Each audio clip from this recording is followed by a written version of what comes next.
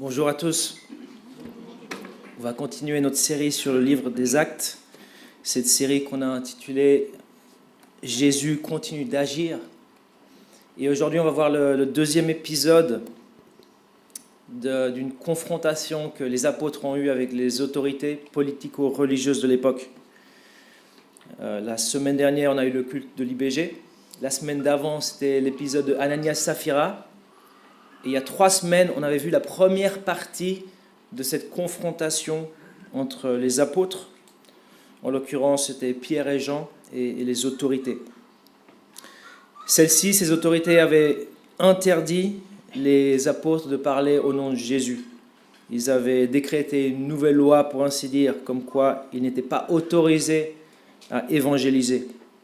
Alors on va prier avant de voir le texte de ce matin. Père Céleste, merci pour ce culte, merci pour le privilège d'être ici réunis, chanter ensemble, te chanter à toi qui est le seul digne de gloire. On te remercie parce qu'on peut maintenant aussi se tourner vers ta parole et je te prie qu'on puisse en tirer l'enseignement, l'instruction que tu veux pour nos vies. Et on te demande au nom de ton Fils bien-aimé Jésus-Christ. Amen. Délivré par 2 personnes puissantes. C'est le titre du message ce matin. Pour délivrer les apôtres, Jésus envoya non seulement un ange, mais aussi en quelque sorte le rabbin Gamaliel. L'obéissance à Dieu a mené les apôtres dans une situation dangereuse, mais Dieu les a délivrés. Alors, ça a été lu, le grand prêtre où le grand sacrificateur et les Sadducéens sont remplis de jalousie parce que les apôtres n'ont pas obéi à leur interdiction d'enseigner. Donc ils les mettent en prison, mais quelque chose de mystérieux se passe de nuit. Le texte dit qu'un ange du Seigneur, c'est-à-dire un ange envoyé par Jésus, quand le Nouveau Testament parle du Seigneur, la plupart du temps c'est une référence à Jésus, un ange du Seigneur est envoyé et il délivre les apôtres de la prison. Alors là, alors que moi je ne croyais pas en l'hypnose, là je suis obligé d'y croire. L'ange fait sortir 12 hommes par les portes de la prison, alors que les gardiens étaient devant les portes de la prison. Je ne sais pas si vous vous rendez compte. Le texte ne dit pas comment la libération s'est déroulée, mais l'ange du Seigneur a dû hypnotiser les gardes ou les faire rentrer dans un état second dont ils n'avaient ni souvenir en fait. Puis l'ange dit aux 12 apôtres d'aller au temple pour enseigner.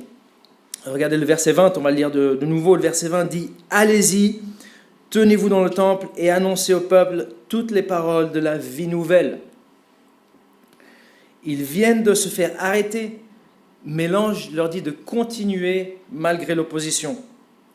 Comme on l'a dit il y a 3 semaines, parfois il faut continuer malgré l'opposition. Surtout quand la vérité et la justice sont en jeu. Dieu ne nous a pas appelés à vivre une vie tranquille où le but ultime est de maximiser ton bien-être personnel ou ta sécurité personnelle. Ce n'est pas à cela à quoi on a été appelés. La traduction second 21 qu'on a lu traduit « vie nouvelle ». Mais en fait, le mot « nouvelle » n'est pas dans la langue originale, c'est juste une interprétation des traducteurs. Dans la langue originale, il est question de cette vie. L'ange leur dit « annoncez toutes les paroles de cette vie ».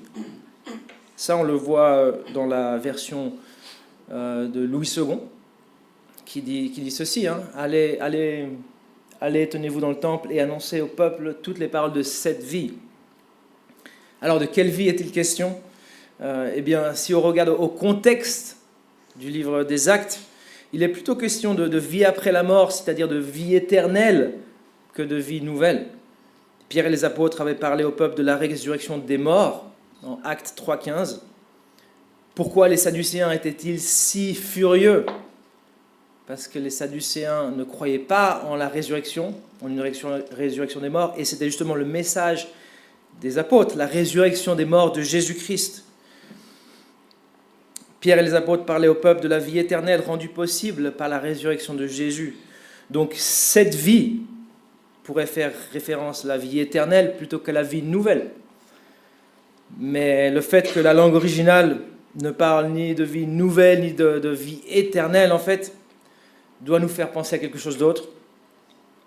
Se pourrait-il que l'ange leur dise d'annoncer les choses relatives à cette vie, c'est-à-dire la vie de Jésus, non seulement qu'il est ressuscité et qu'il y a une vie éternelle, mais aussi qu'il est mort selon les Écritures, qu'il est le Messie annoncé par les Écritures, qu'il est le Sauveur, qu'il est le Seigneur.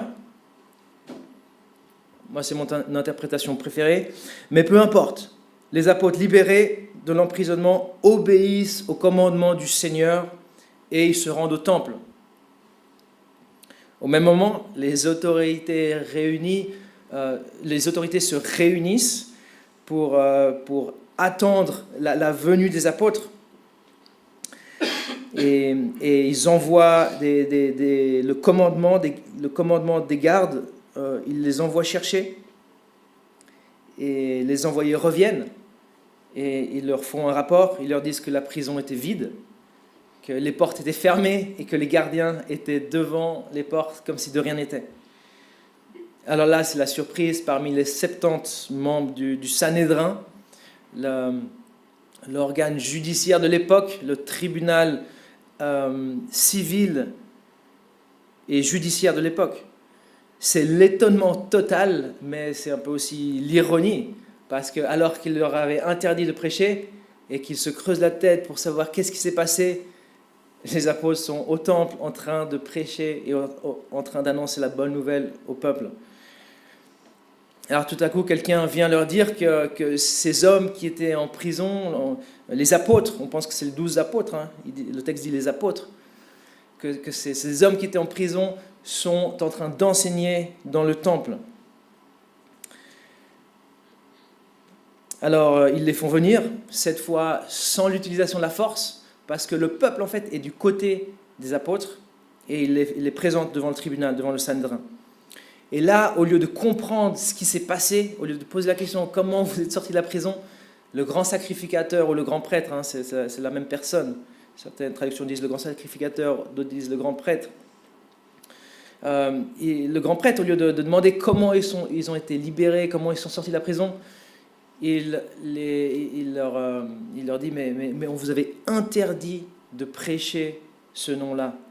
On vous avait interdit formellement de promulguer ce nom. Vous avez désobéi à notre décret.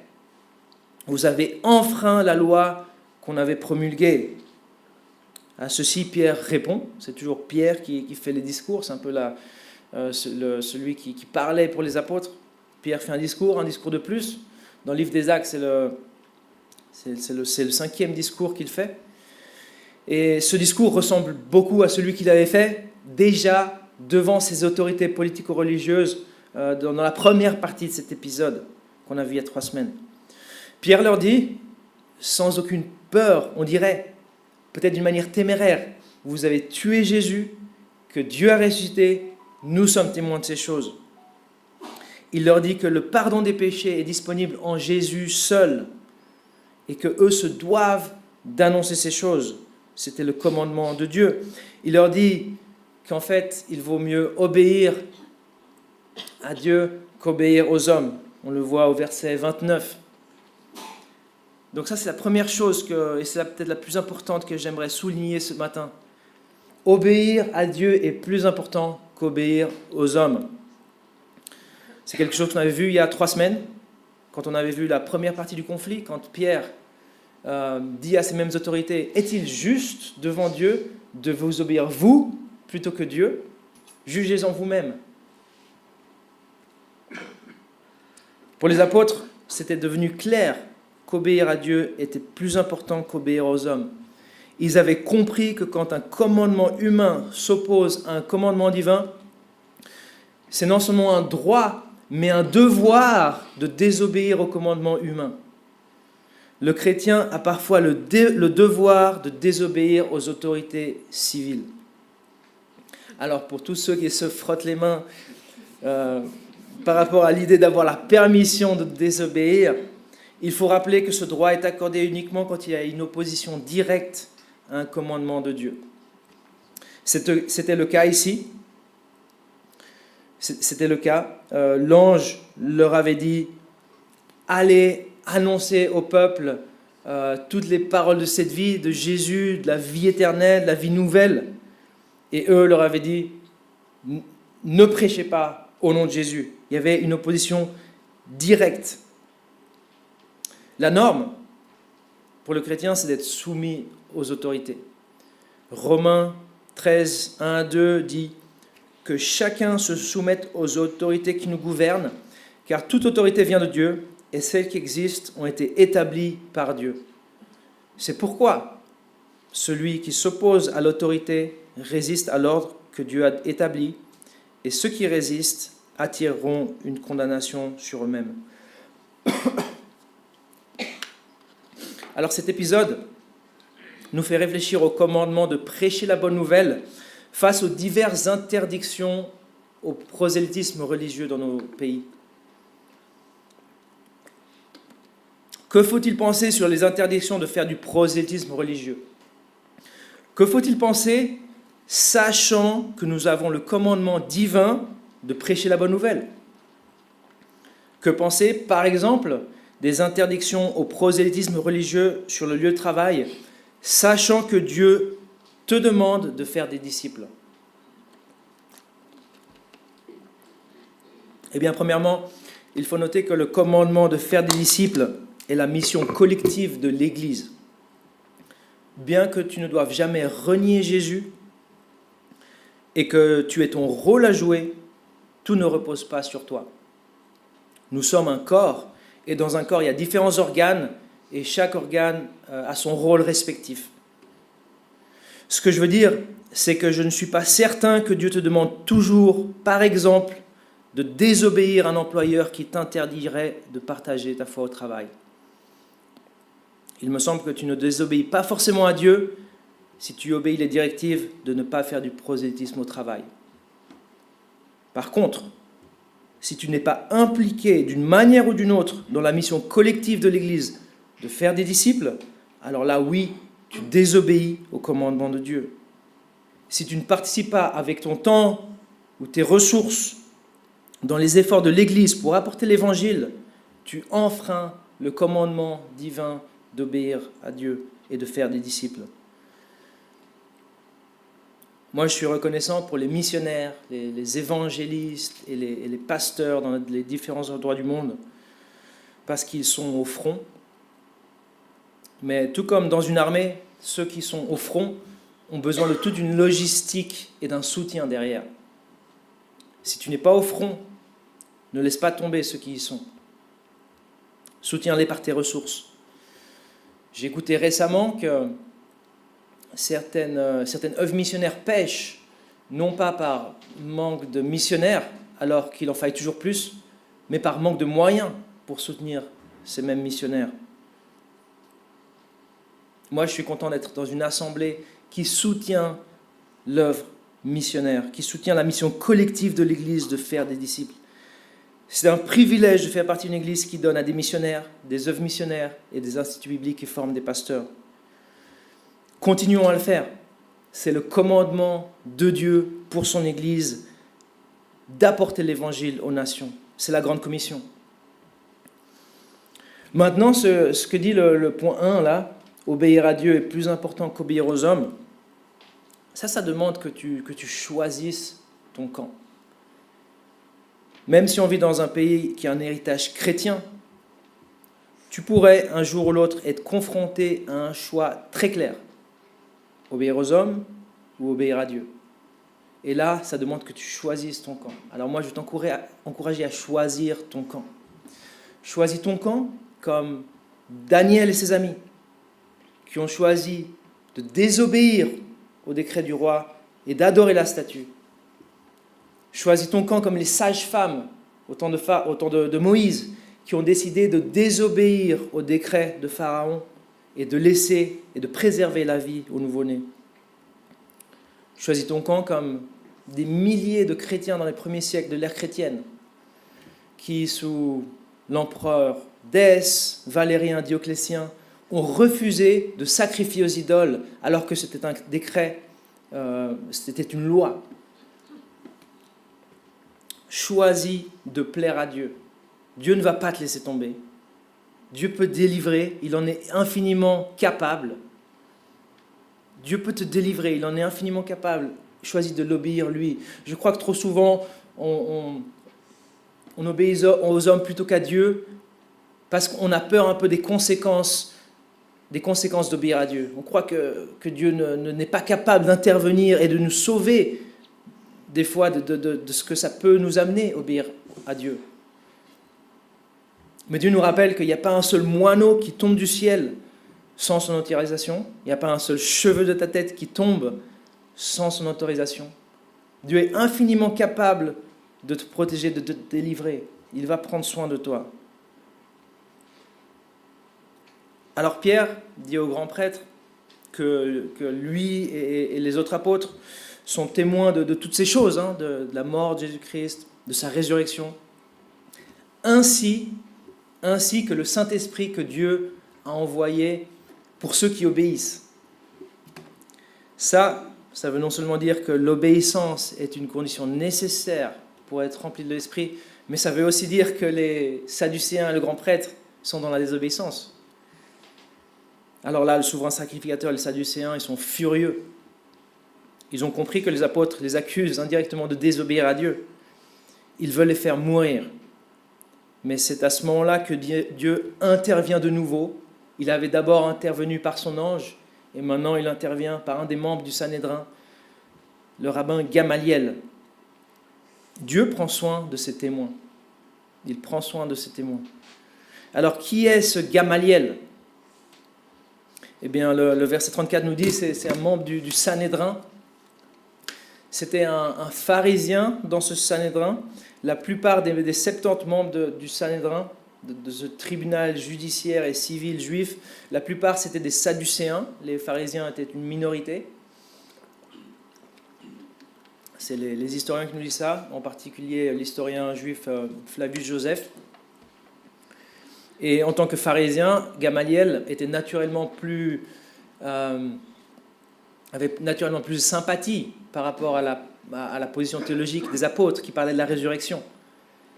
Donc peut-être c'est pour ça qu'il intervient, parce que il y avait ce débat, il y avait ces disputes entre les pharisiens et les sadducéens par rapport à la résurrection.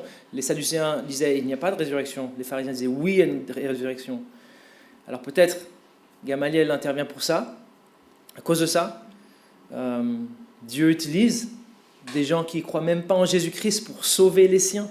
Je trouve que c'est intéressant. Ce Gamaliel, c'était le petit-fils du rabbin Hillel, qui avait démarré, pour ainsi dire, une école d'interprétation de l'Ancien Testament. À l'époque, il y avait 2 écoles d'interprétation de l'Ancien Testament. L'école de Hillel et l'école de Shammai. C'est très intéressant, mais bon, on n'a pas le temps de parler de ça maintenant. C'était un fils de rabbin et c'était aussi un enseignant. Nous, on connaît Gamaliel surtout à cause de qui ? Saul de Tarse, de Paul. Dans Acte 22, Paul dit qu'il avait étudié sous Gamaliel. Alors, Gamaliel intervient et délivre les apôtres de ceux qui voulaient les faire mourir. Il commence par faire un petit historique des mouvements qui sont morts par eux-mêmes. Son intervention est exemplaire. C'est un modèle à suivre pour tous les débatteurs ou politiciens, chrétiens ou non. Il est factuel, il donne des exemples, il est très spécifique, il donne des chiffres et des dates. On peut lire de nouveau versets 36 et 37, regardez. Gamaliel dit au verset 36, on va commencer au verset 35, « Puis il leur dit, Israélites, faites attention à ce que vous allez faire vis-à-vis de ces hommes. En effet, il y a quelque temps, Theudas est apparu, il prétendait être quelqu'un et environ 400 hommes se sont ralliés à lui. Il a été tué et tous ses partisans ont été mis en déroute et il n'en est resté rien. Après lui est apparu Judas le Galiléen à l'époque du recensement et il a attiré du monde à sa suite. Lui aussi est mort et tous ses partisans ont été dispersés. Factuel, il donne des chiffres, des dates, c'est un exemple, et il convainc la majorité. On n'a pas de traces historiques de ce Teudas dont Gamaliel parle, mais on a des traces de ce Judas le Galiléen, et je veux le mettre là, pas parce que c'est super important, mais juste pour voir qu'on peut être rassuré de la véracité historique du livre des Actes. Un auteur non chrétien, un juif, Flavius Joseph, dit ceci, dit « Les fils de Judas le Galiléen avaient excité le peuple à se révolter contre les Romains lorsque Quirinius procédait au recensement de la Judée, comme nous l'avons raconté précédemment. » Donc en parfait accord avec le livre des Actes. C'est une source complètement fiable, non seulement sur l'aspect spirituel, sur les vérités spirituelles, mais sur les vérités historiques. La Bible est fiable complètement, non seulement sur l'aspect spirituel, mais sur l'aspect historique aussi. Et la foi chrétienne, c'est une foi historique. Si tu enlèves l'historique, c'est une manière de détruire la foi chrétienne. Si tu dis que la parole n'est pas fiable sur l'aspect historique, parce que la foi chrétienne, c'est des événements qui se sont passés dans l'histoire. Bref, je ferme la parenthèse. Et Gamaliel finit son discours en beauté en disant quelque chose de très opportun. Il dit, ça va être le point 2 pour ce matin, l'œuvre de Dieu ne peut pas être détruite par les hommes. Il dit, si cette entreprise ou cette activité vient des êtres humains, elle se détruira. Là, je ne suis pas forcément d'accord, il y a des entreprises humaines qui ont duré très longtemps. Par contre, en revanche, si elle vient de Dieu, vous ne pourrez pas la détruire. L'œuvre de Dieu, qu'est l'Église, dans le contexte, l'œuvre de Dieu qu'est l'Église, est indestructible. Elle ne peut pas être détruite par les hommes. Et ce qu'a dit Gamaliel ici, ça a marqué l'histoire. Et pas seulement l'histoire chrétienne, ça a marqué aussi l'histoire juive. On retrouve quelque chose de très similaire dans la Mishnah. C'est le premier recueil de la loi juive orale. Dans la Mishnah, on trouve ceci, quelque chose de très similaire. Rabbi Yochanan le cordonnier disait « Toute assemblée fondée au nom du ciel prospérera, mais celle qui n'est pas fondée au nom du ciel périclitera. » Ça, c'est après le Nouveau Testament. Ressemblance, n'est-ce pas? Ressemblance forte. Je crois qu'on peut dire que c'est carrément la même idée, parce qu'en fait, ce Rabbi Yochanan le cordonnier, c'est l'arrière-petit-fils de Gamaliel.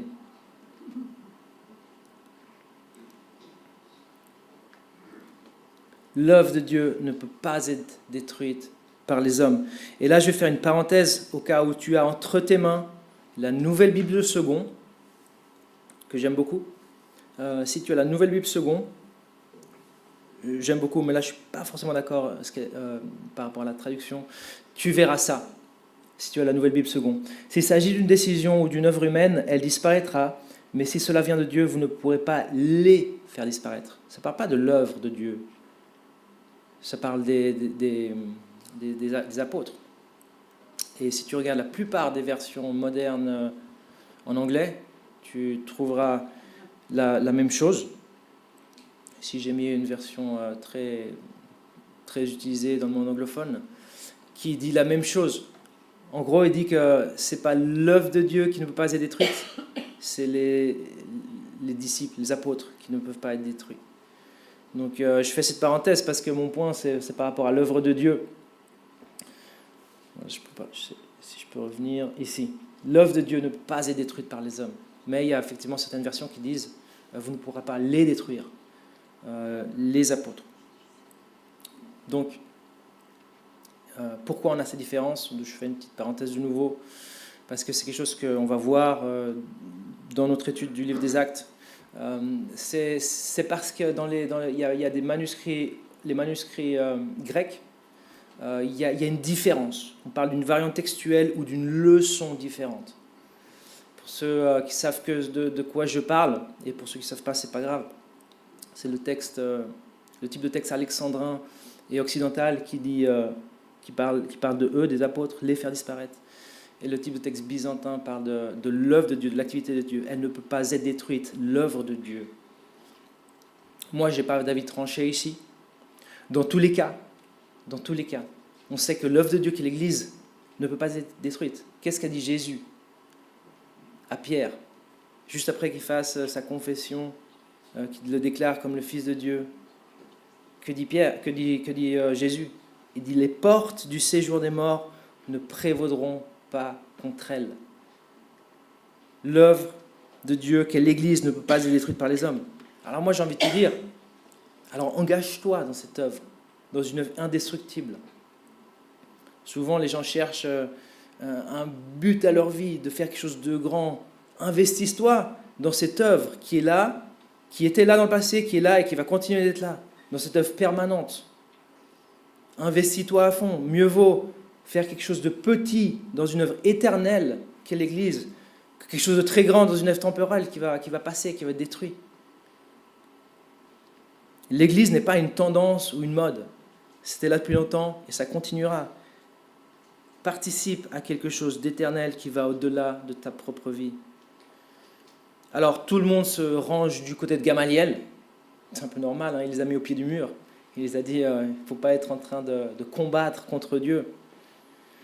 Tout le monde se range du côté de Gamaliel et les apôtres ont leur vie pour butin. Les apôtres ont leur vie pour butin. Ils ont leur vie pour butin, mais ils se font fouetter. Et les fouets de l'époque, les coups de fouet de l'époque, c'était vraiment pas de la rigolade. Certains commentateurs pensent que les apôtres, ici, ont reçu les 40 coups moins 1 dont fait allusion Paul dans 2 Corinthiens.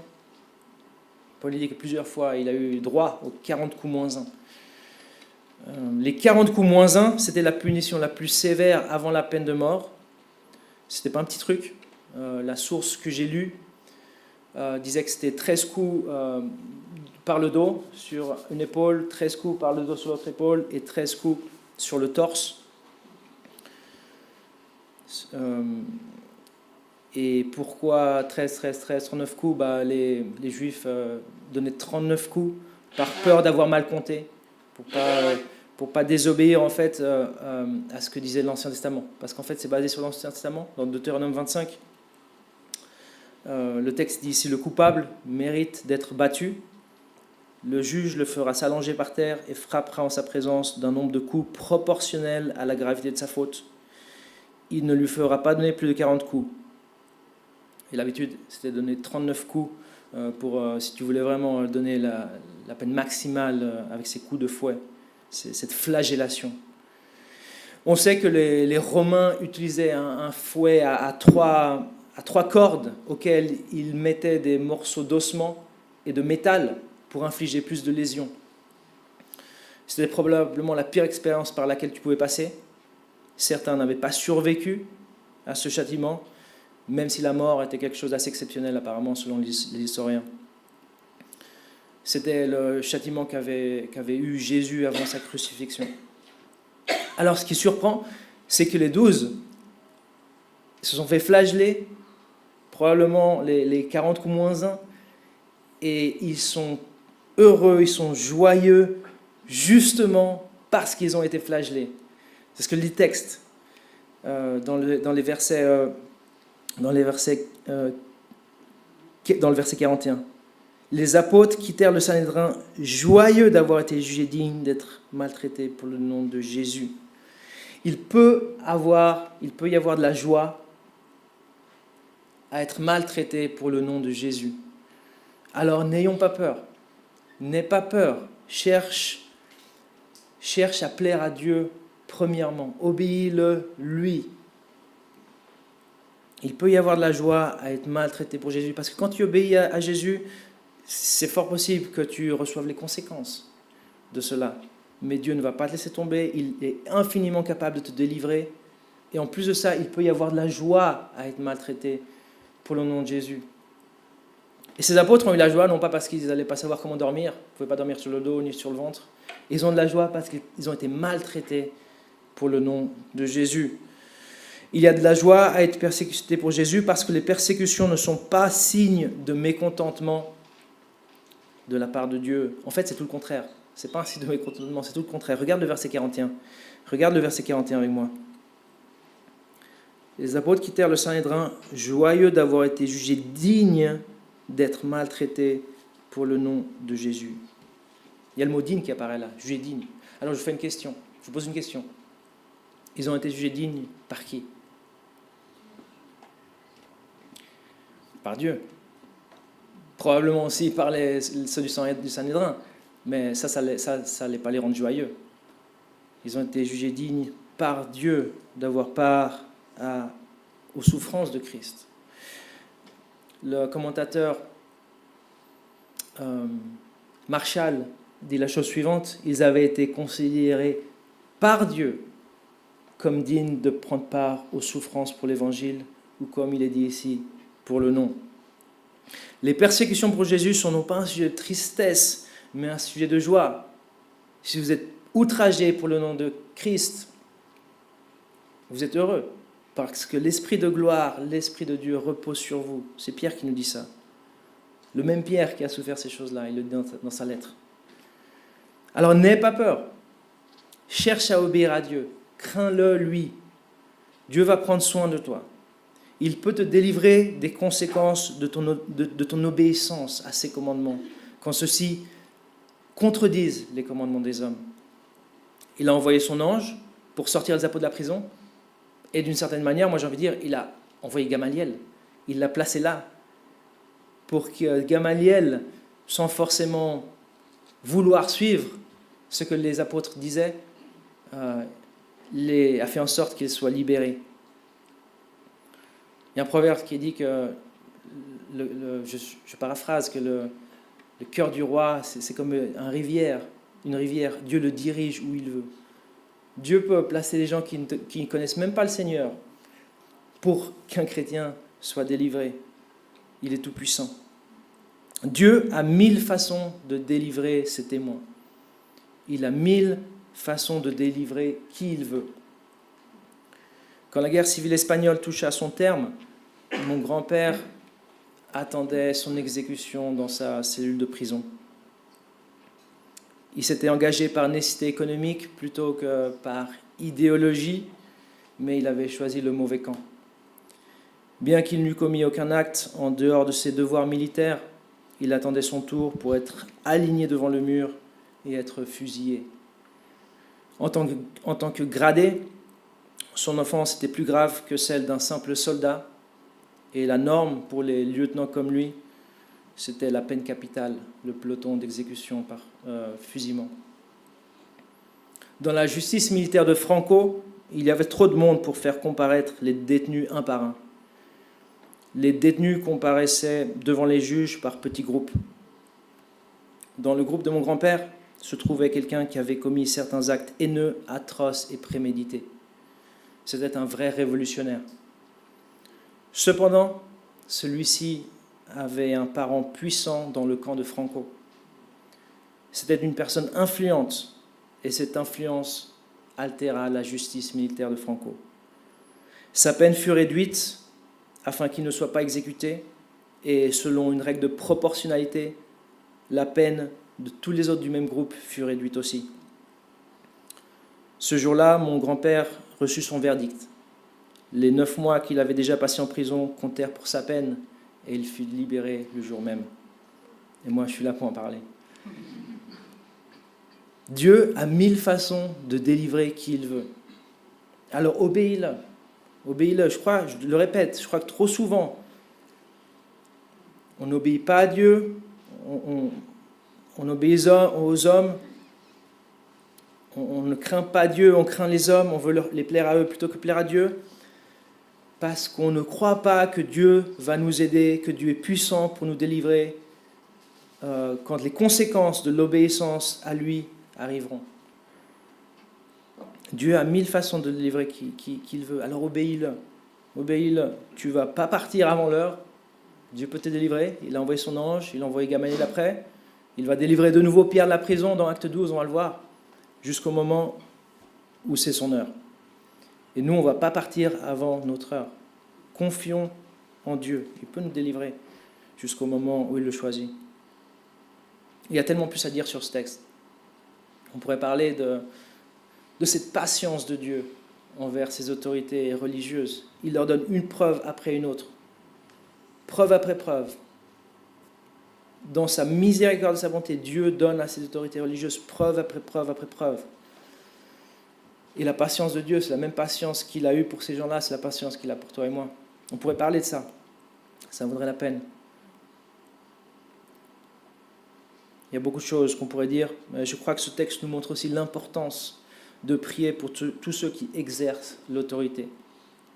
Ceci afin que nous puissions mener une vie paisible et tranquille.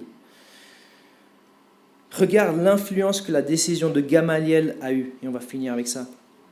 Regarde le verset 42, dernier verset.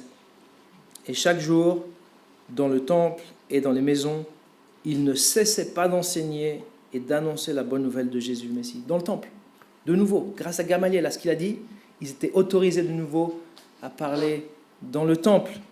Prie pour des gens qui ont des positions d'influence.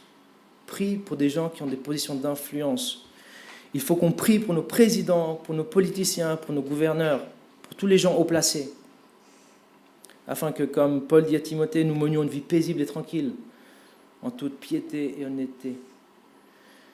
Alors, on va arrêter là pour aujourd'hui. On arrête là pour aujourd'hui. Dans 2 semaines, on va élire des diacres. Alors, si tu ne sais pas ce que c'est un diacre, viens la semaine prochaine.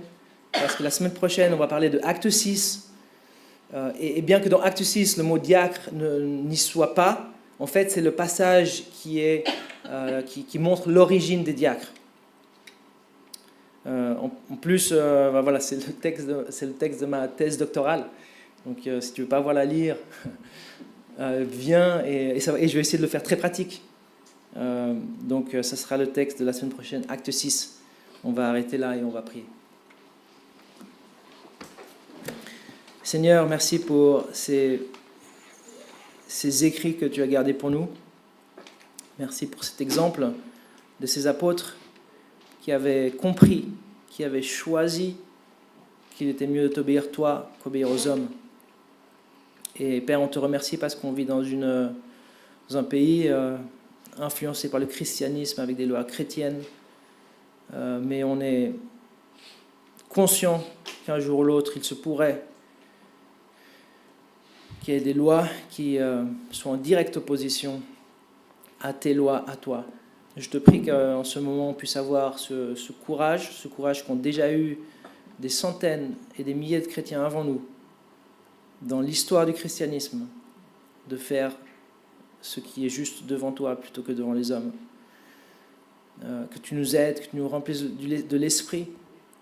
On sait qu'au moment opportun, si on est mis en problème à cause de ça, tu nous donneras les paroles qu'il faut. Et nous à choisir notre camp, à choisir de t'obéir toi. Seigneur, je te remercie pour ces rappels de cette Église qui est indestructible, qui était là et qui sera là. Je te prie que chacun de nous puissions avoir une part dans celle-ci, avec notre temps, nos ressources, ou les deux, qu'on puisse s'investir dans cette œuvre que tu as créée. Seigneur, tu nous rappelles ce matin aussi que même quand on est outragé, maltraité pour toi, il peut y avoir de la joie. Et je te demande de ne jamais avoir peur des conséquences de t'obéir toi, sachant que tu peux nous délivrer, sachant que tu peux même nous donner de la joie dans ces moments-là. Seigneur, je ne peux pas finir comme ça sans penser à nos frères qui sont dans des lieux persécutés, outragés pour toi. Je te prie que tu leur fasses une riche part de ta présence, de ta joie. Je te prie pour que tu interviennes, Seigneur, pour qu'ils puissent être libérés, si telle est ta volonté, comme ça a été le cas pour les apôtres. Au nom de Jésus, Amen.